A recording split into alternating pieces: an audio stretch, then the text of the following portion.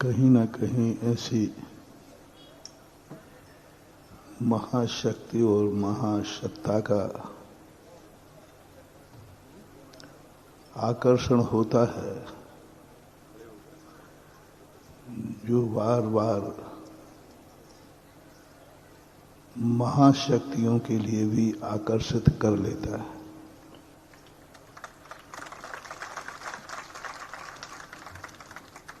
टका से टका और धका से धका, ऐसा सिद्धांत है।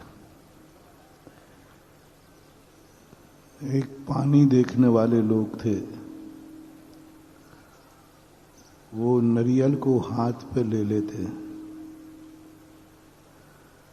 और जैसे ही हाथ पे नारियल लेके चलते हैं,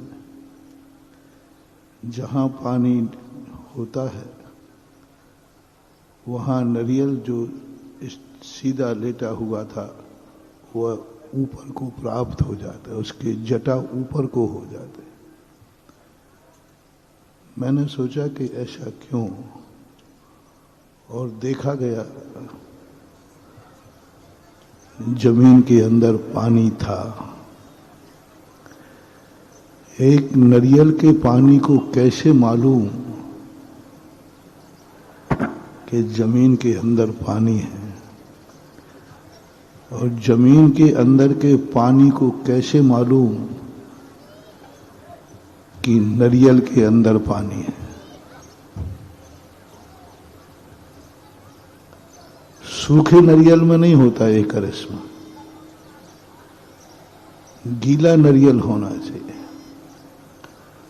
और जितना पानी पावरफुल होगा नारियल का उतना ही वहां नीचे पानी होता है। फिर मैंने भी सोचा कि इसको प्रैक्टिकल, शायद इसके हाथ में कुछ गड़बड़ी होती होगी, तो फिर वो मैंने भी लिया और मैं भी घूमा, तो वही पोजीशन मेरे हाथ पर हुई। फिर ये दृश्य को मैंने शास्त्रों से देखा, समस्त वास्तु शास्त्रों को खोजा, तब मिला कि हर व्यक्ति, हर शक्ति अपनी सजाती शक्ति को पहचानती है, वो कितनी भी दूर क्यों ना हो।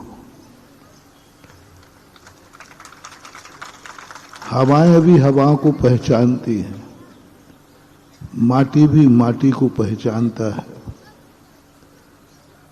अग्नि भी अग्नि वाले को पहचानती है। वही दीपक जलेगा जिसमें जलने की योग्यता है।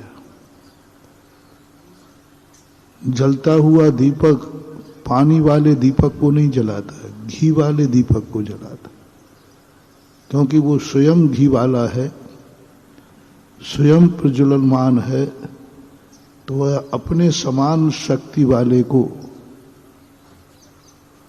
उठाने का प्रयास करता है। नेचर होता है, हर वस्तु अपनी वस्तु से, समान शक्ति वाले से प्रभावित होती है, और अपने ही समान शक्ति वाला, जैसे आप लोग हो, यदि आप लोगों को अपना कोई भी वस्तु शेयर करना है तो आप अपने परिवार वालों को शेयर करते हैं। परिवार का व्यक्ति आपको आकर्षित करता है और तुम परिवार के व्यक्ति से आकर्षित होते हो। वो आकर्षण ऐसे ही नहीं है, वो कहीं ना कहीं से तुम्हारा अंश, तुम्हारा वंश तुम्हें खींच रहा है, क्योंकि जो अंश तुम्हारे अंदर है वही अंश तुम्हारे परिवार के अंदर है, तो दोनों एक दूसरे के लिए कहीं ना कहीं से आप सकारात्मक हो गए, एक दूसरे की पीड़ा को हरने का भाव करोगे, एक दूसरे के लिए जियोगे, एक दूसरे के लिए मरना पड़ेगा तो मरोगे भी। एक दूसरे के लिए कमाओगे, और कभी कभी तो दोनों आकर्षण में इतना हो जाता है कि एक व्यक्ति अपने उस वंश और अंश के लिए जिंदगी सब कुछ समर्पित कर देता है, जिसे आप बेटा कहते हैं। जिंदगी भर का पूरी कमाई मरने के पहले वह सोचता है कि मैंने जो कुछ किया वह मेरे बेटे को मैं समर्पित करता हूं। ऐसे ही नहीं समर्पित कर दिया उसने, उसके अंश ने उसके अंश को प्रभावित किया, उसके संस्कार ने एक दूसरे को किया। पड़ोसी को 100 रुपया देने में तकलीफ है, लेकिन बेटे को सारी वसीयत देने में भी तकलीफ नहीं बल्कि हर्ष है। दूसरों के लिए कितना खर्च हो जाए तो आपको थोड़ा सा भी हो तो तकलीफ होगा, खर्च हो गया। और अपनों के ऊपर जब लुटाना हो तो कर्जा लेकर के भी आप लोग शादी विवाह करते हो ना, तो अपनों के लिए तुम कितना लुटा देते हो, कितना ज्यादा। सब यही भाव आता है, काय के लिए कमाया है, इसी के लिए कमाया है, ऐसा भाव आता है। यही चीज जब परिवर्तित होकर के धर्म की तरफ जाती है, जब किसी व्यक्ति के अंदर धर्म उत्पन्न हो जाता है,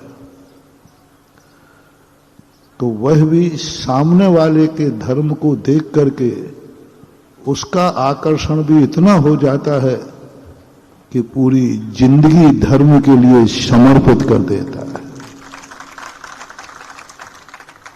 तुमने साधु संतों को देखा, धर्म का जैसे ही आकर्षण बना, धर्म को जैसे ही उन्होंने, तो उसके अंदर का बैठा हुआ धर्म इतना आकर्षित हुआ कि उस धर्म को पाने के लिए साधु चक्रवर्ती पद का भी त्याग, कोटि 18 घोड़े छोड़े, 84 लख हाथी इत्यादि जग संपत्ति छोड़ी, जीर्ण तृण सम। किसने आकर्षित कर लिया? एक एक रुपए के लिए व्यक्ति मरता है, एक एक गज जमीन के लिए व्यक्ति कितना क्लेश उठाता है, और ऐसे ही सारे 6 खंड की सारी संपदा यूं छोड़ दी, कोई कीमत ही नहीं, जीर्ण तृण सम त्यागी, सड़े हुए तिनके के समान छोड़ दी। आखिर क्या है?